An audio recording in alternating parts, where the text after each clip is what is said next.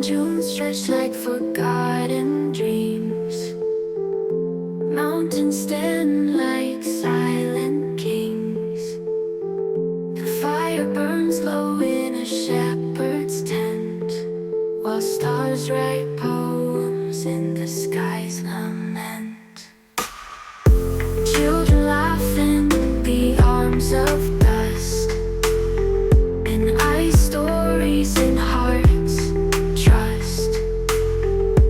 Every shadow, every stone tells a tale of a land unknown.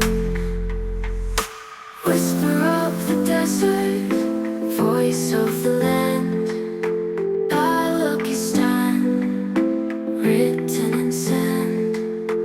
Whisper